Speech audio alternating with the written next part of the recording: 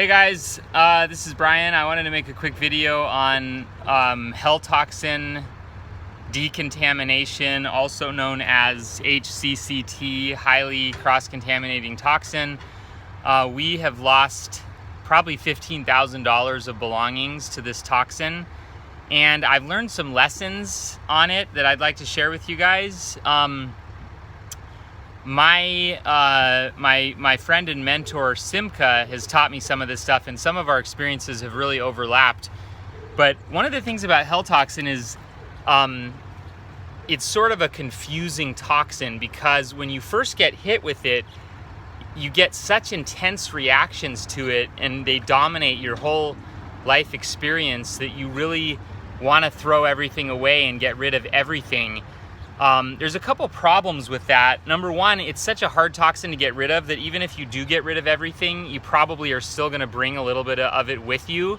So you might be wasting a lot of time and energy doing that. And the other problem is that you don't really need to do that, in my experience. There's also a doctor, Dr. Dan, who also recommends, so that's three of us, myself, Simcha, and Dr. Dan, that you don't always need to get rid of everything. Now, you do need to get rid of some of the bigger items, but one of the goals of hell toxin decontamination is to lower your reactivity to it. And the way you do that is to get away from enough of it that your body can get higher on the power curve. So I'm not saying to keep bad items. One of the things that you almost always have to get rid of is clothing, because clothing, when it gets wet, the hell toxin tends to explode and get worse and get all over everything else. But some of the smaller items do tend to die down. We had a really bad hell toxin explosion in our trailer. By explosion, I mean we had some wet laundry in there and it got all over our trailer.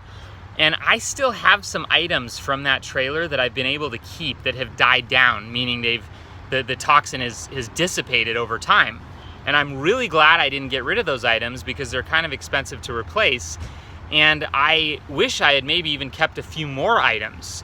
But I'm gonna tell you, I'm glad I got rid of that trailer. We no longer have that trailer that had the hell toxin in it. So you might be wondering, why did you get rid of the trailer but not all of your items? And the answer is that you have to get the levels down below the tolerance level to where you can heal and still have them a little bit around. So the bigger the item and also the cheaper the item, the more I would keep it, or the more I would get rid of it. You know, like a $10 Walmart blanket, that's a no-brainer to get rid of because it's cheap and it's really big and it can have a lot of toxin on it. On the other hand, like Simcha and myself were able to keep our phones through the whole hell toxin issues. And sometimes laptops are more problematic, we've found. But like I have these expensive Rife machines, these like electromagnetic treatment machines, that they were loaded with hell toxin at one point. And I was able to keep those.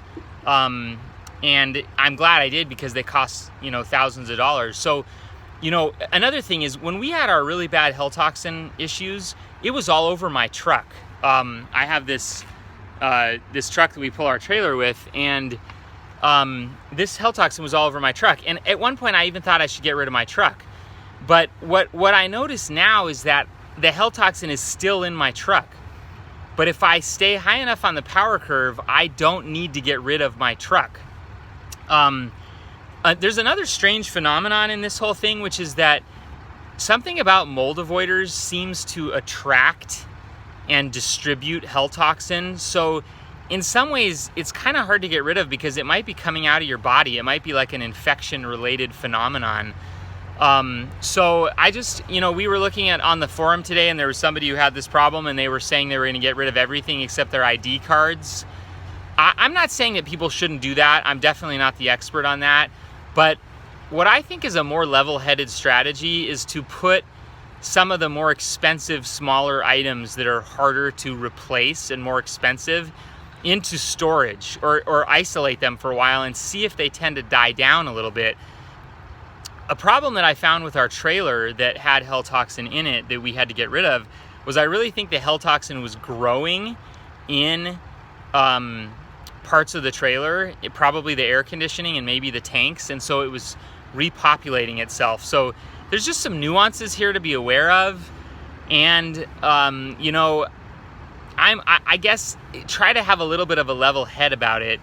I also think that the health toxin issues get easier the more you heal. One thing that Simcha noticed, and this is so important, is he was like, everywhere I go, you know, this health toxin, I'm having health toxin problems all the time, everywhere. He was going from hotel room to hotel room. And he found that after he spent a lot of time in hot tubs detoxing, a lot of his health toxin problems went away. And it's not necessarily because they magically somehow made a clean break with health toxin. It's more you start to learn that health toxin can become more of an internal phenomenon. You have to heal yourself more. You have to detox more. Yes, you have to get away from larger quantities of it so that you can get the reactivity down. But I just want to caution people against the, you know, get rid of every single thing. Like if you're wealthy and you're stable and you can throw everything out over and over again, yeah, it's going to help you heal. But it also might be very financially devastating to people to get rid of everything they own and trade in their cars. And I just think people need to take a little bit more of a level-headed approach to it. And I have noticed that some of the items that I have that used to have health toxin on them, like I have some supplements. I probably have $1,500 worth of supplements, and I still have kept almost all of them, and I can still feel the health toxin on them, and I still keep them a little bit isolated in bins and bags and stuff. But I'm really glad I didn't throw them away, because unless you're wealthy, you're gonna have multiple encounters with health toxin, and you can't afford to throw everything away over and over again. You really need to kind of learn which things you can keep, which things you can't. I really recommend people experimenting with it. Look, if you're already contaminated with health toxin and thinking about getting rid of everything, and you've already in your mind spent the money to get rid of everything, why not take a couple of weeks before you do that and do some experiments? Try to spend some time away from it, isolate certain items. You've already spent the money in your mind. So I guess what I'm really encouraging people to do is to try to learn health toxin and learn what items they need to get rid of before they just do the quick fix, which is to get rid of everything. And again, I'm not saying that people shouldn't get rid of everything. Maybe that's the strategy that works for you, is to get rid of everything. But I tend to find, you know, there are these certain people on the discussion forums that get rid of everything over and over and over again, and they get themselves into this place where they don't own anything and they can't spend more than a day in an Airbnb before they contaminate it, and they you know, have all these problems. And a lot of those people notice through things like mineral supplementation and detox that their health toxin problems go away. So try not to just think of this as an external problem. It's something you also have to heal inside. And the last thing I'll say, because my wife says my videos are always way too long, and she's probably right. She's giving me the evil eye right now. The last thing I will say is that you really have to learn the different kinds of health toxin. And I'll give you an example. Some types of health toxin are like game over. Like I bought a new iPhone 8, and this thing was so contaminated with health toxin, maybe even living microbes of health toxin, I don't know, that it was starting to cross-contaminate all of my space. And I was like, I gotta get rid of this thing right now, or it's gonna ruin my environment. But other kinds of health toxin, especially the kinds that seem to come out of our bodies, or the different, you know, strains of it, I can tell. I'm like, yeah, it's health toxin, but I can wipe it down and it'll go away in a few days. You really have to learn how to do that. If you're wealthy and you have a couple $1 million and you can just throw everything away over and over again, you can just kind of ignore this video. But I'm talking about for normal people, the learning curve of health toxin is the important thing. It's not the decontamination that's important, it's the learning that's important, so that later on you can move past this whole mess. One last comment is, when you're dealing with health toxin, some of the best learning strategies that I recommend are keeping your belongings to a very minimum so that you don't have a lot of risk. And I'll give you one example. Simcha, one of the things that he did was they did mold avoidance in hotel rooms with a rental car. So they had no property at stake except maybe like $100 worth of clothing from Walmart.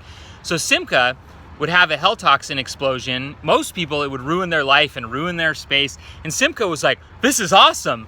Let's put it in water and see what happens. Oh, okay, that did that. Oh, let's try this, let's try that. He had a low risk environment because he didn't have his own car and he had hotels. And so he was able to learn how to deal with hell toxin so that later, when he was ready to buy property or own a vehicle or whatever, he understood what he was dealing with. And I have tried to do that to some degree too. You know, we live in an RV and I've traded in our RV a couple of times because of different toxins. And even though RVs are more expensive than hotel rooms, we've saved a ton of money on RV parks and campgrounds. You know, we spend $10 a night at campgrounds, so it kind of equals out. So I recommend people get this experimentation attitude where they can afford to mess around with hell toxin and learn it, rather than just, oh my gosh, I got to get rid of everything, and then they don't really learn how it works. If you have any questions, I really strongly recommend talking to some people who are experienced with hell toxin, and preferably talking to people who have defeated it. And by defeated it, I don't mean they're living in a cardboard box and they still haven't gotten away from it. I mean people who have really learned how to manage it and move on with their lives and deal with low levels of it and still heal. Because I think a lot of people get caught up in this panic loop of getting rid of everything, and I just don't think that's all that productive in the long run. And I think you see people who do that not making as much progress as the people that really learn to experiment and identify it and figure out when is it important to get rid of. So just kind of take a calm experimental approach. And I hope this video has been helpful, guys. I don't consider this video by any means to be a end-all authoritative discussion on it. I know it's a complex topic. I don't know more about it than a lot of other people. I just wanted to share with you some of my experiences. And I'm sure I'm going to think of 10 other things as soon as I end this video. That's always what happens. So probably what I'll do is I will post in the description of this YouTube video underneath of it some other comments and things that I probably forgot about. Have a great day.